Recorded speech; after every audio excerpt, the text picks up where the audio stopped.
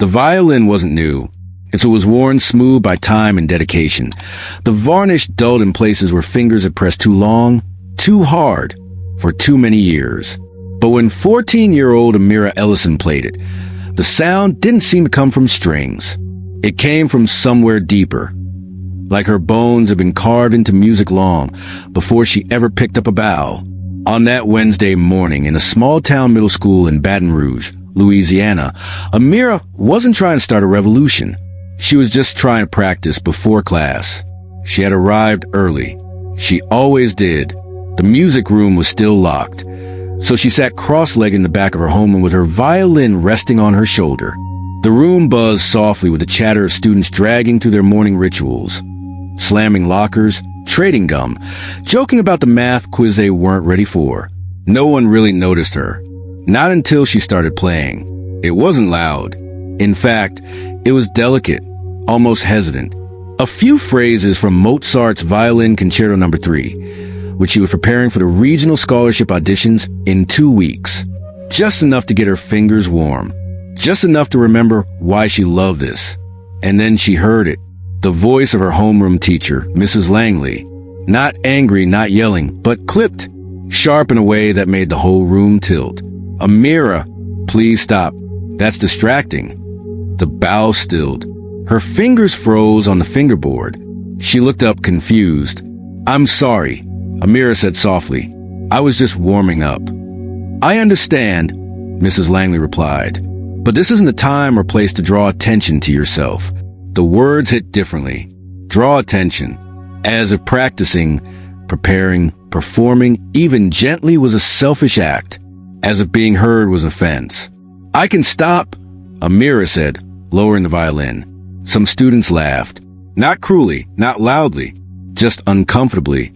Because they didn't know what to do with excellence that didn't come with permission. After class, Amira was called into the hallway.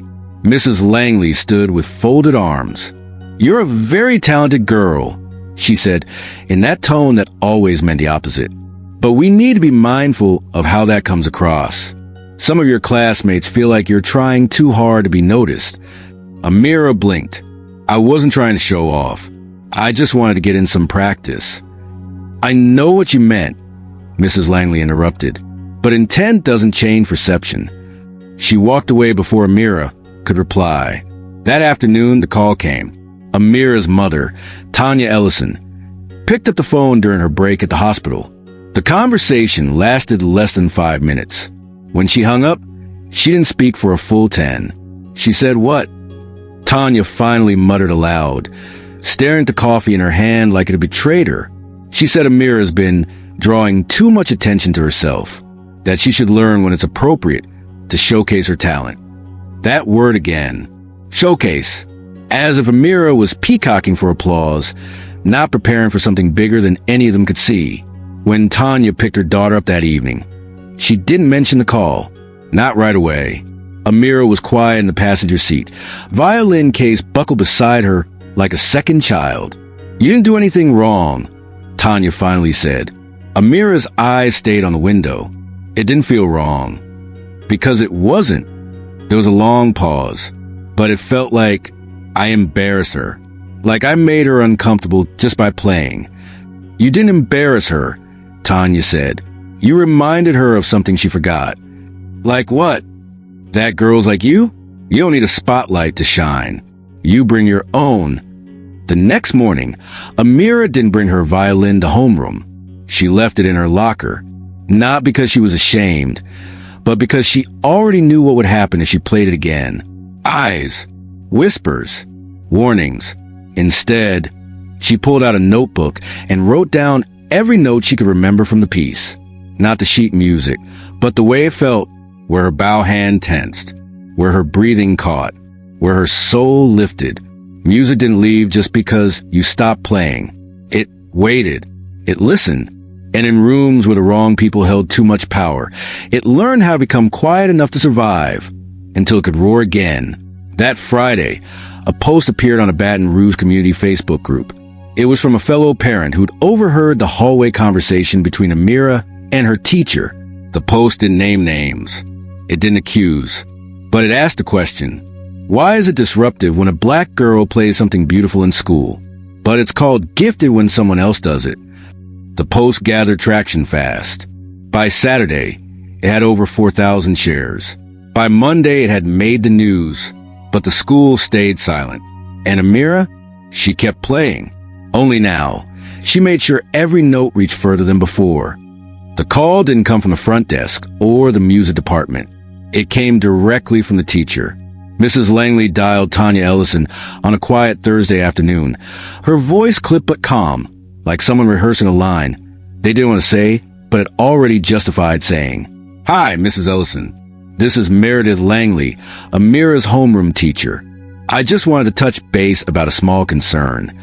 Tanya, seated on the edge of a gurney in the ER break room, held the phone between her ear and shoulder, still in scrubs, still half focused on the vital sign she just recorded. "Everything okay?" she asked, instantly alert. "Oh, yes. Nothing serious," Langley replied quickly. The way people do when they're about to say something not at all casual. Amira is doing fine academically. Polite, quiet, very talented, clearly. The pause wasn't long, but it was loaded. "It's just," Langley's voice softened. "Some of the other students, and even some of the staff, are starting to feel that she's perhaps trying a little too hard to stand out." Tanya blinked. "I'm sorry. I don't follow." Her violin. She plays in homeroom, sometimes, during downtime. She's preparing for a scholarship audition. That's why she's practicing so much. "I understand. I really do," Langley said. Her voice sugar-dusted now. But in a shared environment, it can come across as self-promotional, a bit performative, and some students feel overshadowed. There it was. Overshadowed. Tanya straightened. "So, let me make sure I understand. You're asking my daughter to stop practicing because she's playing too well." Langley chuckled nervously. No, of course not. We just want to make sure she's aware of how she's perceived, that there's a time and place for everything." Tanya's grip on the phone tightened. "I think the time and place for preparing for your future is whenever you're willing to show up for it. My daughter's been showing up." Langley coughed lightly, then said, "Just a thought to be mindful, that's all." When the call ended, Tanya sat in silence for a long time. She wasn't shocked, but she was tired. Tired of the way brilliance turned threatening the moment it didn't ask permission. That evening, Amira stood in the kitchen, her violin case resting beside the microwave, untouched. She was quiet, unusually so. Tanya, still wearing her work badge, leaned against the counter with a mug of tea in her hand. "They called," she said. Amira's shoulders tensed.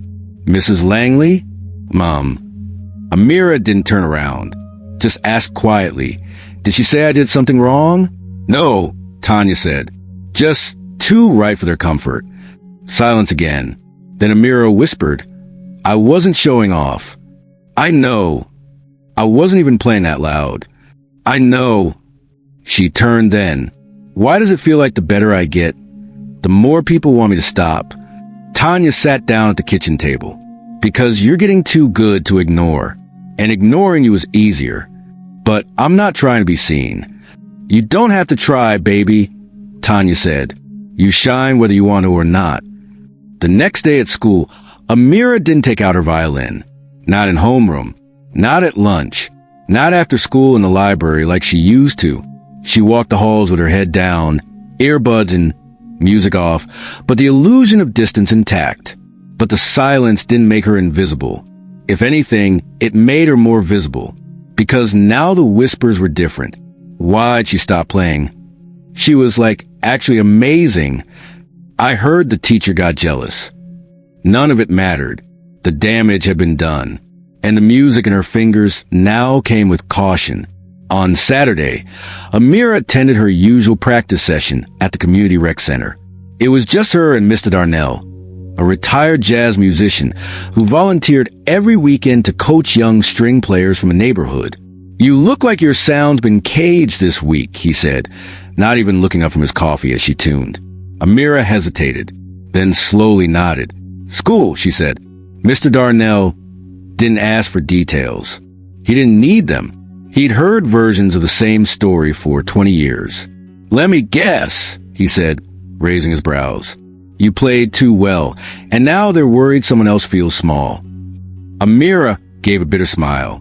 He chuckled. "You know what that means, right?" "What?" "It means your playing ain't just good. It's honest." Amira looked up. "What's that supposed to mean?" "It means it made them feel something they weren't ready to feel," Mr. Darnell said.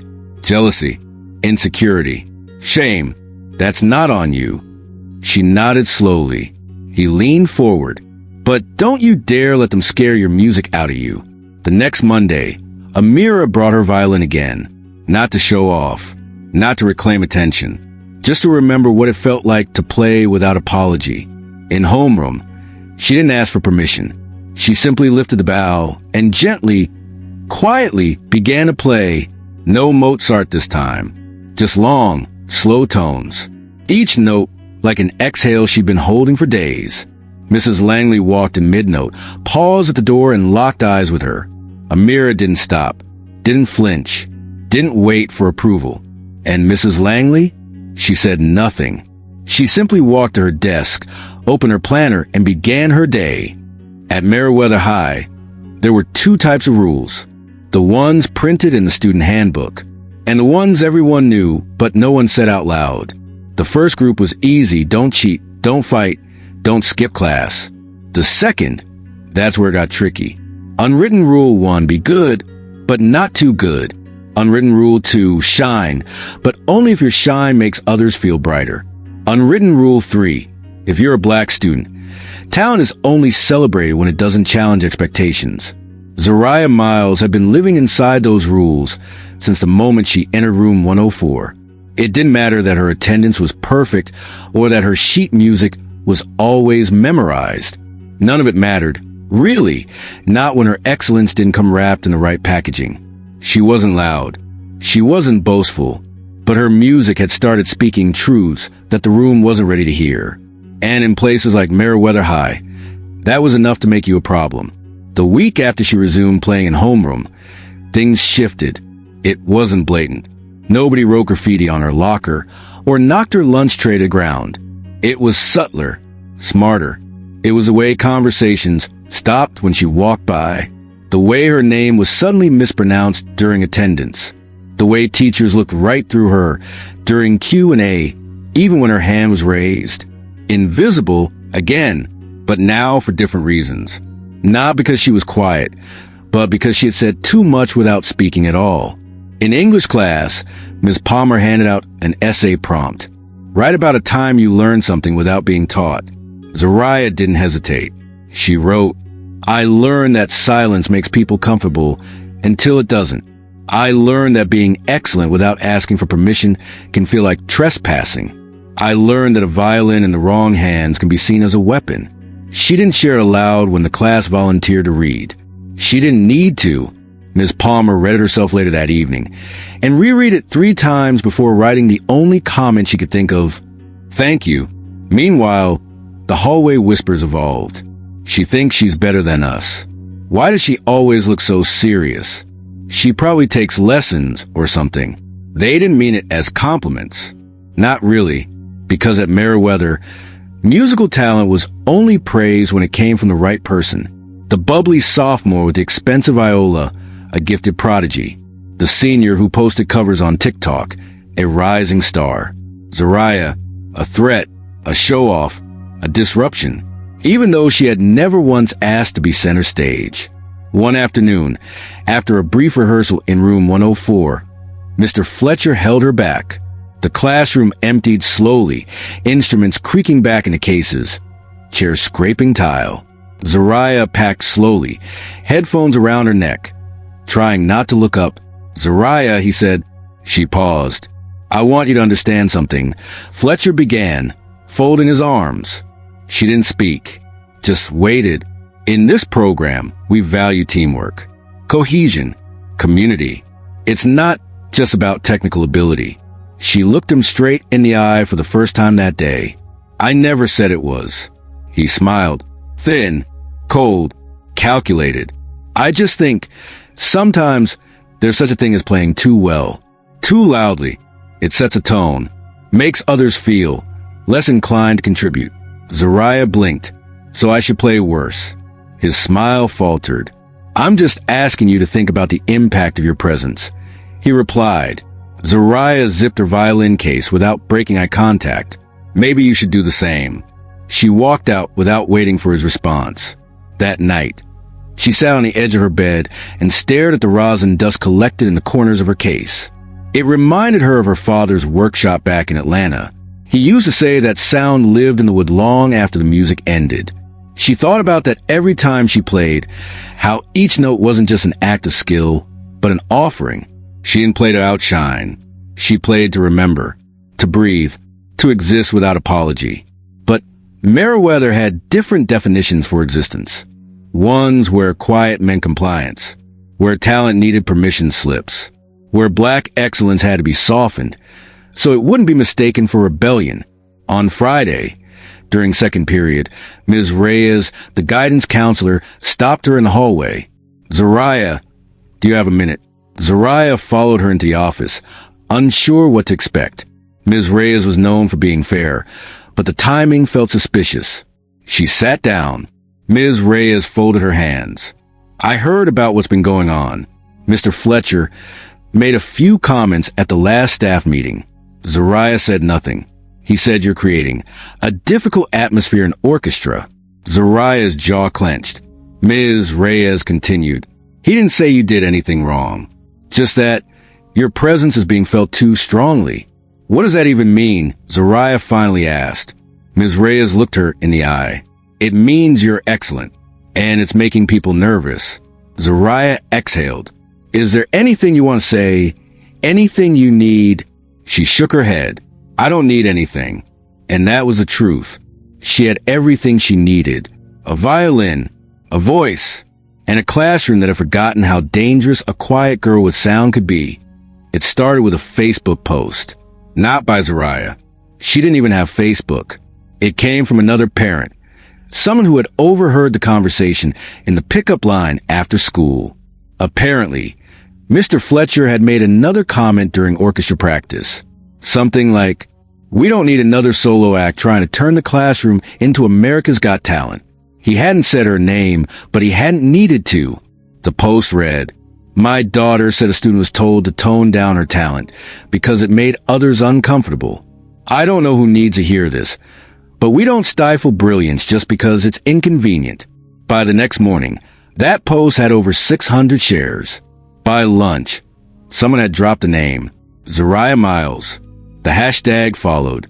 Let her play. Zariah only learned about it after school. She was packing up her violin when Brielle, one of the cello players, came up to her with wide eyes. Girl, you're trending. Zariah blinked. What? Brielle pulled out her phone. Look, there it was. Her name. Dozens of reposts. Comments ranging from supportive to skeptical. One video even showed her playing a few lines of Florence Price at the spring rehearsal, quietly recorded on a student's phone. The caption, she wasn't showing off. She was surviving. Zariah scrolled in silence, her throat dry. It felt wrong. Exposed. Like someone had taken a journal she never meant to share and plastered it across a billboard. That evening, the news picked it up. Local channel. Small story. But still it aired. The anchor's voice smooth and clinical. A student at Meriwether High School has become the center of an online debate after reports surfaced claiming she was discouraged from playing her violin too well in class. A stock photo of Zariah played on screen, her school portrait, eyes straight ahead, no smile. Then came the quotes. Teachers should lift students up, not dim their light. If this is true, that orchestra teacher needs to be fired. Why is it always the black kids told they're too much? But not all the responses were kind. Zariah's mom, Tanya, read them with gritted teeth. Bet the girl's exaggerating. Probably just got told to follow rules. These kids play the race card every time they don't get what they want. Another case of fake outrage. Everyone wants to be a victim. Tanya turned off the TV. Zariah sat on the couch, her shoulders tight, fists pressed against her knees. I didn't ask for this, she said. I know, Tanya replied. But sometimes, baby, the truth doesn't wait for permission. The school didn't respond at first. No statement. No press release. Just silence. But in room 104, the air changed. Fletcher was quieter, more careful with his words. He didn't call on Zariah, didn't look her way, didn't mention the news. But his restraint said everything. Not regret, not accountability, just damage control. By Wednesday, Zariah couldn't walk through the cafeteria without eyes trailing her. Some nodded, some smiled. A few students she barely knew even high-fived her in the hallway. "You started something," one senior whispered. Zariah didn't answer, because she hadn't started anything. She just played. That was the part no one understood. In English class, Miss Palmer pulled her aside. "I saw the clip," she said. "You were stunning." Zariah looked down. "Thanks. I know it's a lot right now," Palmer continued. "And I want you to know I'm here, not just as a teacher, but as someone who sees you." Zariah didn't cry, but her voice cracked. "Why do they hate it so much when we're good?" Palmer's face tightened. "Because your brilliance threatens their blueprint." They weren't ready to redraw the map. Later that week, the school sent an email. Generic, vague. "We are aware of recent concerns surrounding our arts program. We take all matters seriously and are reviewing protocols to ensure every student feels supported." It didn't name Zariah, didn't mention Fletcher, didn't apologize, just reviewed protocols. That Friday, during orchestra, Fletcher announced a spring showcase roster. Names were listed neatly on the whiteboard. Soloists in bold. Zariah's name wasn't there. She stared at it, waited for someone to say something. No one did. Fletcher didn't look her way. Brielle raised her hand. "What about Zariah?" Fletcher, still facing the board, replied calmly, "This year we're focusing on students who've shown consistent engagement and alignment with the class dynamic." Zariah didn't speak. She just closed her music folder. Slowly, deliberately, Brielle muttered under her breath, "That's some coward energy." After class, students gathered around her. "You want us to start a petition? We can go to the principal." "Girl, this is messed up." Zariah smiled faintly. "Let them keep their stage," she said. "I'll build a new one." That night, she posted a single sentence on her Instagram story. Plain black background, white text. "They told me to stay quiet. Instead, I tuned up." It got shared 3,000 times. The summons came during third period. Zariah had barely settled into her seat in biology when the voice over the intercom cut through the silence. "Zariah Miles, please report to the principal's office." The class suit like it was a fight call, then fell silent when she stood, collected her bag, and walked out without a word. The hallway was cold, too quiet. Her sneakers squeaked slightly on the linoleum, every step echoing louder than it should have. She'd never been called to the office before, not once, not even in elementary. But she knew what this was about. It wasn't discipline. It was containment. Principal Barrington sat behind a wide desk that looked like it belonged to a corporate lawyer, not someone in charge of adolescence. He wore a navy blue tie, loosened just enough to seem relatable. Next to him sat Mr. Fletcher, legs crossed tightly, clipboard balanced against his knee. Zariah kept her face unreadable, calm, like a stage cue she knew by heart. Barrington gestured to the seat across from him. "Zariah, thanks for coming in." She sat without answering. Fletcher cleared his throat. "We want to check in," Barrington said smoothly. "There's been a lot of attention lately. Online, in school." Zariah blinked. "I'm aware." Barrington gave a small nod. "Of course you are. It's just, we've had some concerns expressed by staff. Mr. Fletcher, in particular. Concerns about how the orchestra classroom dynamic has been affected." Zariah turned her eyes to Fletcher. He didn't flinch, just kept his expression neutral, professional, polished. "I'm sorry. Am I disrupting something by playing well?" she asked. The question landed like a bow dropped on the floor, sharp and sudden. Fletcher shifted. "No one is questioning your talent. Just the way it's being used," Barrington added. "There's a sense that perhaps the classroom is becoming less collaborative, that some students feel overshadowed." Zariah narrowed her eyes. So, it's not that I broke any rules. It's just that I become inconvenient. Barrington sighed. That's not what we're saying. But it was. Every syllable danced around the truth. She hadn't done anything wrong. She just stopped staying small. I come to class. I follow instructions. I rehearse. I don't talk back. I've never disrespected anyone, she said slowly. So, what exactly did I do, besides play too well? Fletcher looked away, jaw tight. Barrington leaned back in his chair. We're not here to punish. We're here to redirect, to ensure harmony. Zariah scoffed softly. You want harmony? Then don't punish the only person who's in tune. Silence hung between them. For a second, even Barrington looked like he didn't know how to respond. Zariah stood. Are we done here? Barrington opened his mouth, but Fletcher beat him to it. We'll keep monitoring the situation, he said coolly. We hope you'll be mindful moving forward. Zariah shouldered her backpack. I've always been mindful. You're just finally listening.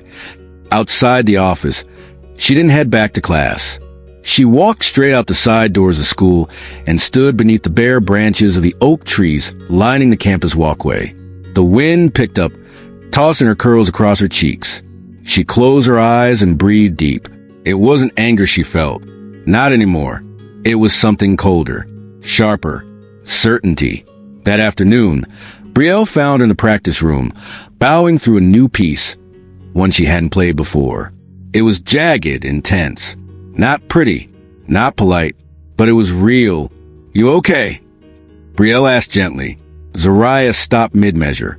I got called in, she said. Apparently I've been disrupting the dynamic. Brielle frowned. You mean you're too good, and they can't stand it? Zariah didn't laugh. I'm not asking for a solo. I'm not trying to be the face of anything. I just want to play. And that's exactly why they're afraid of you, Brielle said, sitting cross-legged on the floor. Because you don't need their approval. You've already got power. Zariah looked down at the strings of her violin, worn from weeks of tension, practice, fight. They're watching me now, she said. Every note, every movement, like I'm some kind of threat. Brielle gave a slow, serious nod. Then give them something worth watching. That evening, her mom noticed how quiet she was at dinner. You okay, Z? Tanya asked. Zariah stirred her rice but didn't eat. I got pulled into the office. Fletcher said I was disrupting the class just by being good. Tanya set down her fork. Did you say anything? Zariah looked up. I told them the truth, that they don't have a problem with me playing. They have a problem with me not needing permission to be good at it. Her mother's eyes gleamed, not with tears, but fire. That's my girl, she said. Keep playing. And if they try to turn your gift into a threat, remind them who gave it to you. The next morning, Zariah walked into room 104 differently. Not louder, not prouder, just unbothered. She unpacked her violin, tuned the strings, and set her stand at the exact angle she liked. Fletcher didn't look her way. He called roll and monotone, then announced today's drill. Free bowing, expressive range, interpretive phrasing. You have 60 seconds each. Zariah didn't raise her hand. She didn't need to. When it was her turn, she stepped forward, no hesitation, no fear. She didn't ask what to play. She played what she felt. And this time, she didn't care who was listening. Mr. Fletcher had once told the class, music is power when it's controlled. At the time, Zariah didn't pay attention. She had been too busy tuning her violin, too focused on remaining unnoticed. But now, that line echoed louder than any of his instructions. Because what Fletcher meant wasn't that music needed control, but that he needed to be the one controlling it. And Zariah? She had disrupted that balance. Not with rebellion, not with defiance, but with talent. Pure, unfiltered, uncoached talent. And that was the real offense. It wasn't that he hated her playing. He hated that she didn't play for him, that she didn't wait for approval, that she didn't shrink.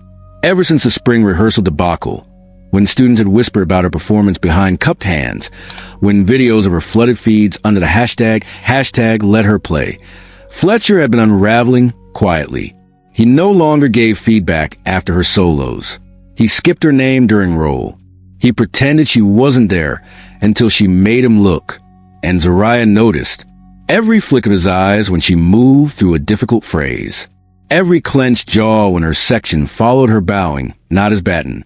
He was hearing what he didn't want to believe. The violin was speaking, and it wasn't asking permission. One afternoon, midway through rehearsal, Fletcher stopped the orchestra mid-measure. "Second violins," he said, tapping the stand sharply. "You're still dragging the phrasing in bar 42. Follow the pulse." Zariah blinked. She hadn't been dragging. Neither had the others. She looked around. Brielle and a few others exchanged puzzled glances. "Let's try it again," Fletcher said, but this time his eyes were locked on her. Zariah led the count. She nodded once and brought the bow to the strings. They started. It was clean, precise. The rhythm held. Still, he cut them off again. "No, you're rushing." Again. A flick of the baton. Zariah's lips pressed tight. They played again. And again, Fletcher stopped them. "No, no. The phrasing lacks control. It's all emotion, no discipline." The room tensed. They all knew what this was. Fletcher wasn't correcting mistakes. He was punishing tone. Hers. After class, Zariah stayed behind to pack her instrument slowly. Her hands moved methodically, but her eyes were fixed on the front of the room. Fletcher stood by his desk, rifling through papers like she wasn't there. She waited a beat, then another. Finally, she spoke. "Did I actually play it wrong? Or do you just not like the way I sound?" Fletcher looked up, startled. Then he smiled, tight and condescending. "You're technically skilled," he said flatly, "but you overplay. You make the music about you." Zariah tilted her head. "Isn't that what interpretation is?" He stepped forward, voice lowering. "Interpretation, Miss Miles, is earned. It's not an excuse to grandstand." Her hand stilled on the violin case. "I wasn't grandstanding," she said. "I was expressing." Fletcher nodded slowly. "That's your opinion." She held his gaze.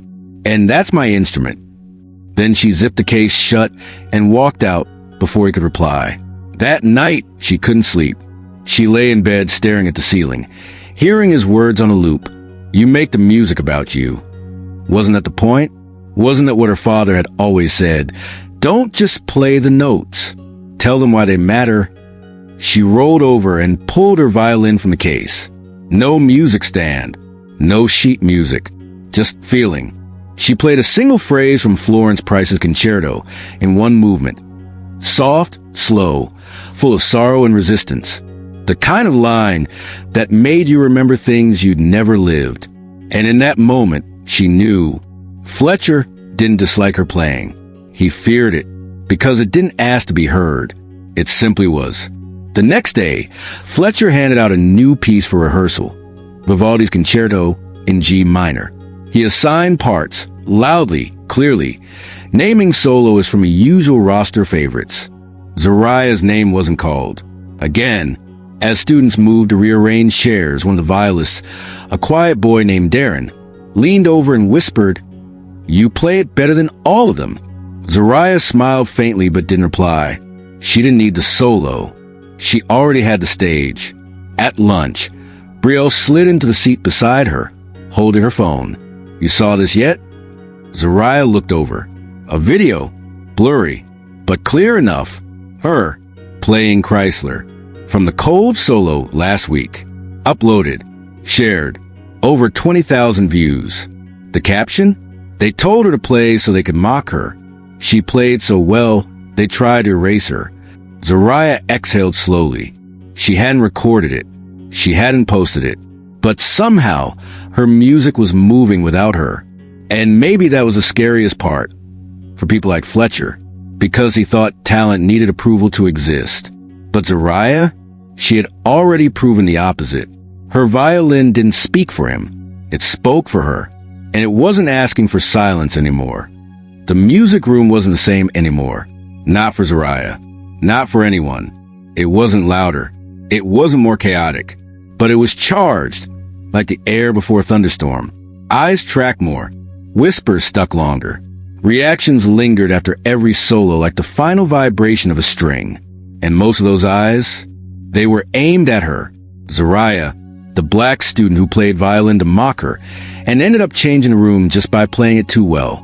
Now, every note she played wasn't just heard. It was inspected. Mr. Fletcher had stopped pretending. He no longer ignored her. He tracked her. Every measure she bowed through, he watched. Every phrasing choice he marked.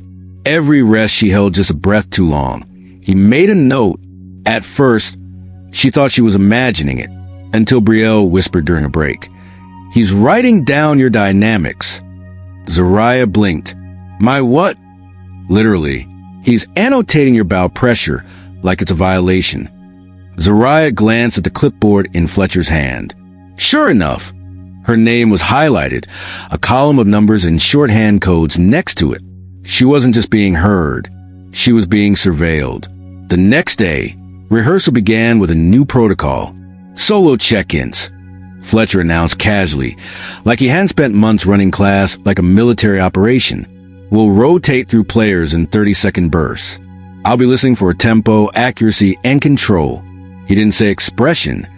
He didn't say feeling. He didn't have to. Zariah was called second.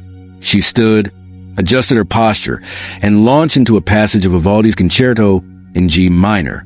It wasn't her favorite. Too clipped, too stiff, but she played it perfectly. Fletcher didn't nod, didn't blink, just scribbled something and called the next name.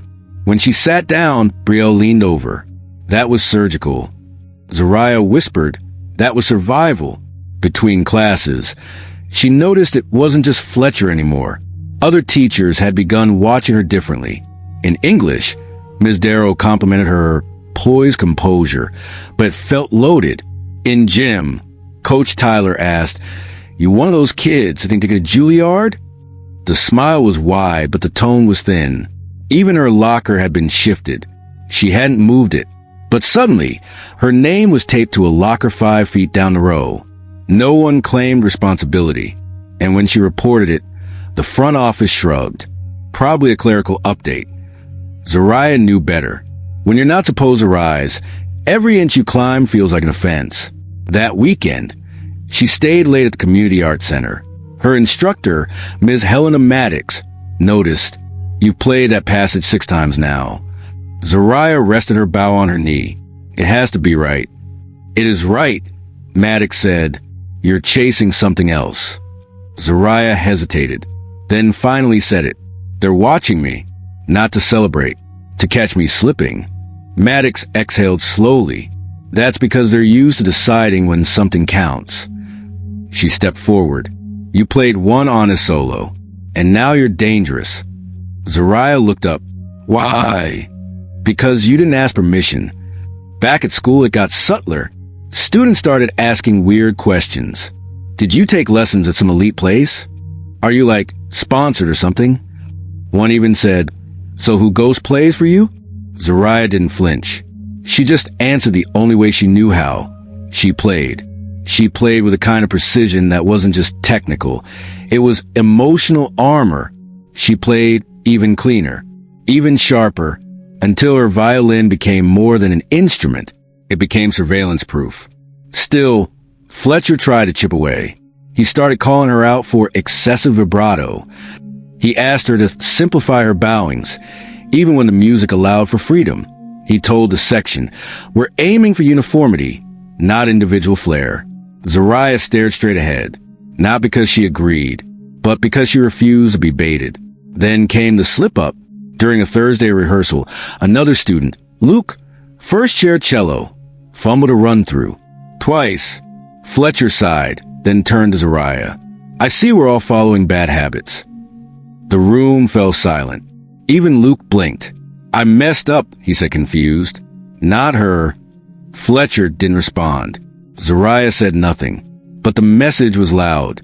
It didn't matter who made the mistake. Her presence was the problem. That night, she wrote in her sketchbook, "They don't hate my sound. They hate that it doesn't sound like them." And under it, smaller, "Play anyway." The next morning, she stepped into room 104 early. Alone, she unpacked her violin and played something quiet, raw, improvised. No audience, no monitoring, just breath through strings. Fletcher walked in mid-phrase, stopped, watched, didn't speak. Zariah didn't either. She finished, let the last note fade, and packed up like nothing happened. Because sometimes silence is the loudest way to say, you don't own this. There was a time, not long ago, when the sound of an exceptional student would ripple through Meriwether High with easy applause. A perfect solo, a well-rehearsed concerto. Teachers would beam, students would cheer, and parents would be called in to hear about their prodigy's promise. But that praise? It was never built for someone like Zariah Miles. Not someone who didn't wait to be chosen. Not someone who didn't apologize for being better. And definitely not someone who made them feel something they couldn't easily explain. It was subtle at first. When Trevor Maxwell, a white student from the brass section, nailed a complicated piece during an ensemble rehearsal, Mr. Fletcher stopped the class. Brilliant phrasing, he declared, beaming. Trevor, that's exactly the passion we need at the spring showcase. Students clapped politely. Trevor shrugged, modest but glowing. Later that same day, Zariah performed her assigned solo line from Shostakovich. Every note clean, every phrasing deliberate. No mistake, no stumble. When she finished, Fletcher barely looked up from his score. Dial it back, Zariah, he said casually. You're playing too personally. Too personally. As if feeling the music was a crime. As if ownership of the sound was only allowed for some. Brielle caught up to her after class. You notice how Trevor's passion is exactly what we need, but your passion is too much? She said, shoving books into her backpack. Zariah gave a small smile. I notice. What are you gonna do? Zariah zipped up her violin case slowly. The same thing I've been doing, which is, she lifted the case onto her shoulder. Play better. By now, the rules were obvious. If a white student played brilliantly, they were celebrated. If a black student played brilliantly, they were questioned. Trevor was called a future soloist. Zariah was told to be careful about distracting the group. Maya, a freshman violinist, once overheard Fletcher mutter to another teacher, there's ambition, and then there's showing off. Zariah was never named, but everyone knew. Everyone heard it. Everyone saw how tightly Fletcher gripped the baton, whenever her bow moved with too much freedom. And the students who once chuckled along with Fletcher's sarcasm, some of them started shifting in their seats, looking at her a little differently, looking at him a little differently. It wasn't just Fletcher. Other adults joined the pattern. During a parent-teacher conference, Zariah's mother was told, we want to make sure Zariah understands the value of team cohesion. Translation, we want to make sure your daughter knows not to outshine the ones we already expected to succeed. Her mother smiled politely, then said, she's been holding back more than you realize, and walked out. The injustice wasn't just what they said. It was what they didn't. Trevor was offered a private audition opportunity with a local youth symphony. Zariah only found out when she overheard the announcement and realized she hadn't been told. The audition flyer that should have been placed in her locker was accidentally filed in the wrong student's folder. When she confronted the school office staff, they smiled with tight lips. Clerical error. Always clerical error. Always accident. Always someone else's mistake. But somehow always landing on her back. By March, Zariah began keeping a mental ledger. Not of victories. Of silencings. Every time a compliment she earned was handed to someone else. Every time excellence was rebranded as disobedience. Every time her mastery was seen not as brilliance, but as threat. And yet, she didn't leave. She didn't fold. She sharpened. Her scales got cleaner. Her double stops crisper. Her vibrato fuller. Every insult, every slight, it got absorbed into the wood and steel of her violin. And it came back out a sound so undeniable, it left no room for negotiation. One rainy Thursday afternoon, something snapped in the open. It wasn't loud. It wasn't dramatic. It was just Mr. Fletcher once again criticizing Zariah mid-rehearsal. Stop playing with so much flair. You're making it about you. Before Zariah could respond, Luke, the first chair cellist, spoke, loud enough for everyone to hear. Maybe it's about the music. The room went still. Fletcher's eyes sharpened. Excuse me? Luke didn't blink. You always say music is expression. She's just expressing. Several heads nodded. Subtly, Fletcher's mouth opened, closed. No retort came. And in that moment, Zariah realized she wasn't fighting alone anymore. Later that night, sitting cross-legged on her bed, Zariah scribbled into her sketchbook. They praised Trevor for breathing life into notes. They punished me for letting notes breathe through me, so I'll breathe louder. And she slept better than she had in months. Because in a place where praise was weaponized, in a system where talent was policed, Zariah chose to exist beyond permission, beyond approval. She played, and the walls of silence around her, they were starting to crack. Zariah wasn't the only one, not by a long shot. Her silence had once felt personal, isolated, like something she alone carried into the room each morning. But as her name began to circulate in whispers of admiration and protest, other names began surfacing too. Names not from Meriwether High, but from places that felt eerily familiar. And those names carried wounds. Wounds dressed up as discipline. There was the story of Jamira Bell, a 13-year-old black girl from Mississippi. She'd written a spoken-word poem about racial inequality and was asked to read it during Black History Month. Midway through her performance, the school principal cut her mic. She was getting too political, they said, too political, as if talking about her lived experience was a campaign. She was sent home that afternoon and suspended for disruption of campus values. The poem? It went viral after students secretly recorded it. But Jamira didn't go back to school after that. Her parents moved her to online classes. She didn't feel safe on campus anymore. Then there was Tyson Green, a 15-year-old saxophonist from Detroit. Tyson had made regional headlines for winning a statewide jazz competition, until his school principal learned that he had been practicing late into the night on campus without written permission. Instead of being celebrated, he was labeled a liability. His access to the music room was revoked. When the press asked the district why, they said Tyson was creating a pattern of rule-bending behavior.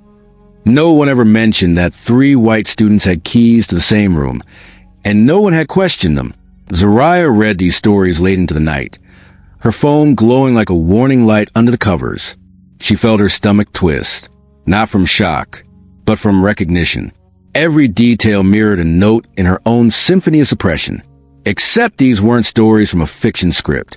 These were real kids, real schools, real harm. The next morning, Zariah brought printed copies of the articles to school, folded inside her sketchbook. She didn't show anyone. Not yet. She just needed to carry them. Like armor, like truth, like proof that the silence wasn't just hers. It was systemic. In room 104, Fletcher announced a lineup for the spring showcase. His voice was extra formal that day, like it was borrowed from someone else. We're focusing on balance this year, he said, tapping the clipboard with the lineup. We want every section represented equally. Zariah's name wasn't on it. Not as a soloist, not as a section lead, not anywhere. The same girl who had played Shostakovich from memory. The same girl whose presence shifted the room without a word, now suddenly erased. After class, Brielle caught up with her in the hallway. What the hell? She whispered. Your name's not even listed. Zariah shrugged. Brielle wasn't having it. She yanked the flyer from the bulletin board and held it up. You think we're just going to let this slide? Zariah stayed quiet for a moment, then said softly, They want me to feel like this is normal. Brielle's eyes burned. Well, it's not. By the end of the day, someone had created a Google Doc. Spring Showcase Petition, reinstate Zariah Miles. Within hours, it had over 150 student signatures. Some teachers saw it and stayed silent. Others signed, quietly, carefully. By the next morning, the link had spread across 4 homerooms. Zariah didn't make the document. She didn't circulate it, but she read every name. And each one felt like a measure of music that didn't need tuning. Later that week, Principal Carr summoned Zariah to the office. Fletcher wasn't there. Instead, she found herself sitting across from an assistant superintendent she didn't know by name. He wore a tight smile and tapped the pen slowly on a legal pad. "We've noticed some chatter," he began. Zariah said nothing. "You become a bit of a lightning rod," he continued. "That's not necessarily bad, but it can complicate things." She folded her hands in her lap. He leaned forward. "No one's saying you're wrong. But tone is important. Delivery matters. Sometimes being right doesn't mean being appropriate." Zariah raised her eyes. "Is that what they told you, Mirabelle?" The man blinked. "I'm sorry." Zariah pulled the article from her sketchbook. Laurel Creek Middle School. Girls' silence for a poem. "You read it." He paused. "This is a different situation." Zariah folded the paper. "No, it's the same song, just a different key." That night, she practiced with the Stone Mount Youth Ensemble. No Fletcher. No policies. Just a room full of young musicians who played because they loved the sound their hands could make. At the end of rehearsal, one of the directors approached her.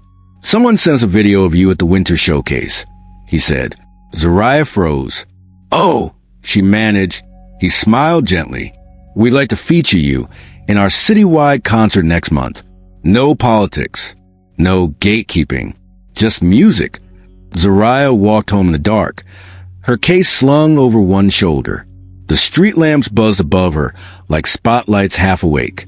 In her chest, something warm. Not pride, not vengeance, just clarity. She knew now, this wasn't just about a school concert. It was about control, about who gets to take up space, about which sounds are labeled beautiful and which are labeled too much. The stories she carried weren't just ink on paper. They were echoes. They were warnings. And they were songs that hadn't been finished yet. The official list of the spring showcase was still pinned to bulletin board outside room 104, crisp, laminated, and indifferent. Zariah's name didn't magically appear. But something else did. A sticky note. Yellow. Plain. Written in neat block letters. "You're the reason I started practicing again." No name. No decoration. Just quiet defiance in paper form. Zariah peeled it from the wall and pressed it between the pages of her sketchbook, beside articles, flyers, and her own private notes, each one a fragment of resistance. Mr. Fletcher never spoke to her about the omission. Not in class. Not in passing. Not once. But his silence screamed every time he praised a lesser performance. Every time he called another name. Every time he handed out solo measures like candy to students who weren't ready. It wasn't about talent. It was about control. And control was slipping. By Thursday, the petition had crossed the invisible threshold. From private complaint to public pressure, it reached the inboxes of 2 assistant principals, then the choir director, then, somehow, a local journalist. An anonymous student emailed a tip to the education beat of the Stone Mount Gazette. Black student left out of showcase for being too good. Everyone knows it. The email included a link to the winter recital, the one where Zariah played Shostakovich without blinking. The Gazette didn't publish a front-page expose, but it ran a short column in the Community Voices section. Who decides what too much talent looks like? It didn't name Zariah, but it didn't have to. The school knew, the students knew, and by Friday the parents knew too. That afternoon, a PTA member stopped Zariah's mother in the grocery store. "Is your daughter the violinist?" the woman asked, eyes cautious. Zariah's mom smiled with a grace that carried generations. "She is. Well, I just wanted to say my son signed a petition, and we've been having a lot of conversations at home. So, thank you." Zariah's mom nodded. "I'm glad it's opening some ears." Back at school, the pressure built like tension between measures. Fletcher began class with a forced cheerfulness. "Let's keep things collaborative. No need for solos today." Nobody smiled, not even his usual favorites, because a room full of teenagers had learned something most adults try to forget. You can ignore someone's name, but you can't ignore the noise they've already made. During lunch, Brielle pulled Zariah aside. "I have a crazy idea." Zariah raised an eyebrow. Instead of begging for a showcase slot, Brielle continued, "What if we just make our own?" Zariah blinked. "Like off campus?" "Yeah, outside school. Real audience. Real stage. You headline." Zariah hesitated. "Who's gonna help us pull that off?" "You forget who your fans are." Brielle grinned. "Half the jazz band owes you for their solos. Lonnie's dad works at the rec center. I know a senior who DJs on weekends. We've got this." By Monday, the plan was in motion. They called it the Real Spring Showcase. Flyers printed in black and gold. No mention of Merriweather. Just a time, a date, a place. Saturday, 7 p.m. Stone Mountain Community Hall. Featuring Student Talent Unfiltered. At the bottom, because music doesn't need permission, Zariah didn't seek revenge. She didn't blast her story online. She just practiced harder, longer, and with more intention. Because this wasn't about proving Fletcher wrong. It was about proving she had always been right to begin with. When the school administration heard whispers of the off-campus concert, Principal Carr called Zariah into her office. She didn't scold. She didn't threaten. She simply said, "We hope this doesn't reflect poorly on the school." Zariah nodded politely. But inside, she thought, if you want a reflection, maybe you should have looked in a mirror first. The showcase night arrived with a sky full of nervous clouds and buzzing anticipation. The Stone Mountain Community Hall wasn't fancy. Just folding chairs and holiday lights strung haphazardly across a low ceiling. But the energy? Electric. Students arrived in waves, some with instruments, some just to watch. Parents, siblings, cousins, even 2 Merriweather teachers slipped into the back row. And then the lights dimmed. A hush fell over the room. Zariah stepped onto the makeshift stage, her violin in hand. No introduction. No host. Just her. She played Florence Price again. But this time, slower. Wider. Like she was pouring truth through every string. Every note carried the stories of kids like her. Kids told to quiet down. Kids told they didn't fit. Kids punished not for failing, but for refusing to shrink. When she finished, there was no polite applause. The room erupted. Not chaos, not hysteria, just raw, rising gratitude. They weren't just clapping for her music. They were clapping because she played what they weren't allowed to say. Later that night, a student posted a clip on TikTok, then Instagram, then YouTube. The caption read, "She didn't need a stage to be seen." They told a black student to play violin to mock her. She answered louder than they ever imagined. By sunrise, the video had over 100,000 views. By Monday, it had 1 million. And Fletcher? He didn't say a word. He didn't hand out new solos. He didn't argue with the office when his spring showcase was scaled back due to community feedback.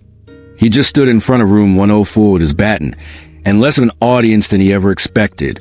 Because the truth, it had already left the building. And it wasn't coming back quietly. The room was small. Nothing more than a community center side hall with acoustic panels peeling at the corners and lights that buzzed faintly overhead. Folding chairs creaked beneath students and parents, some whispering to each other, others checking their phones. But when Zariah stepped onto the stage, everything went still. There was no podium, no curtains, no gold-trimmed backdrop announcing school approval. Just a girl in sneakers, standing in the soft center of a space built not to impress, but to allow. The crowd wasn't massive. 50, maybe 60 people. But they were the right people. The kind who showed up even when there were no grades attached. No extra credit. No applause expected. Some of them had never even met Zariah. Others were classmates who had heard the hallway whispers. Some were parents who'd read about that violin girl in the community newsletter and decided to come see for themselves. And at the front row sat a little girl, no older than 8, violin case balanced on her knees like an offering. Zariah noticed her, gave her a smile, then looked away. Not because she wasn't honored, but because tonight she needed to center something deeper than gratitude. She raised her violin slowly, not dramatically. Her fingers adjusted the bow with care. Her chin rested against the shoulder plate like returning to an old rhythm. And then she played. No announcements. No explanation of the piece. No name for the emotion wrapped in each note. Because the truth didn't always need a title. Sometimes it just needed to be heard. The piece she chose wasn't on the school curriculum. It wasn't the kind Mr. Fletcher allowed in his structured showcase lineup. It wasn't predictable. It was Florence Price, again, but not the excerpt she'd used before. This time, it was her own interpretation, a hybrid of movements, shifts, and modulations drawn from different compositions. Rewoven, reimagined, personal. The music started soft, cautious, like a breath taken too carefully after a week of holding it in. Then it rose, urgent, intentional. Her bow danced with conviction. Her fingers carved each phrase with clarity, not just precision, but purpose. It was a sound of a voice long buried in silence, now too alive to be contained. Every measure was resistance, every crescendo a refusal. In the back, someone was recording. They hadn't asked, didn't need to, because music once released doesn't belong to the stage. It belongs to whoever needs to carry it forward. The little girl in the front row leaned closer, her eyes wide. Her mother placed a gentle hand on her shoulder, as if to say, pay attention. This moment matters. And it did, because Zariah wasn't just performing. She was reclaiming the very act of playing. When the final note faded, Zariah let the silence sit, not to be dramatic, but because some stories end better when the audience finishes them with their own breath. There was no immediate clapping. Just a stunned quiet, a sacred hush. And then, like the release of a dam, it came, applause that built in waves. Standing ovation, not because they were told to, but because they couldn't not. Afterward, Zariah stepped off the stage, breath steady, hands slightly shaking. Not from nerves, but from release. She didn't expect anyone to come up to her. She wasn't performing for praise. But the little girl from the front row stood waiting. Violin case still clutched tight. "Hi," she whispered. Zariah crouched slightly, met her gaze. "You were amazing," the girl said. "I didn't know music could feel like that." Zariah smiled. "Neither did I. Not until I stopped asking for permission." The girl blinked. "You mean from teachers?" "From anyone," Zariah said. "Sometimes, especially from yourself." Word of the performance spread faster than anyone expected. By Sunday afternoon, the video clip had been shared by a local community arts page. By Monday morning, it was featured on a national music educator's blog under the title, "Student Plays with Soul Bigger Than Her Stage." The caption underneath read, "They told her she didn't belong on the program, so she created her own symphony. This is what happens when talent stops asking and starts speaking." Back at Meriwether, things didn't explode. There were no dramatic staff meetings, no fiery confrontations, no tearful apologies. Just shifting. Students looked at Zariah differently now, not with curiosity, not with fear, with knowing, a kind of respect that doesn't need fanfare. Mr. Fletcher, he didn't speak about the community showcase, didn't mention the viral video, didn't even remove the flyers posted near the band room. But for the first time in weeks, he didn't correct Zariah when she adjusted bowing direction during group rehearsal. And when he assigned practice sections, he added, "Zariah, would you lead the violins on this piece?" No sarcasm, no smirk, just a line delivered with reluctant recognition. She didn't smile, she didn't gloat, she simply nodded and led, because Zariah had learned something too big to unlearn. Talent isn't disruptive. Truth isn't impolite. And music? It doesn't need permission. It never did. The clip hit 1 million views by Thursday afternoon. The title wasn't dramatic. It didn't scream viral. It simply read, "Black student told to stop playing violin." This is how she responded. A 15-second excerpt played first. Zariah, poised, bow raised, her eyes closed as the first note sang into the room. Then the silence, the long pause after the final measure. And finally, the applause. Standing, thunderous, reverent. It had been recorded at the community showcase. No stage lights, no polished sound design. But none of that mattered. The performance was raw, real, and people felt it. It spread fast.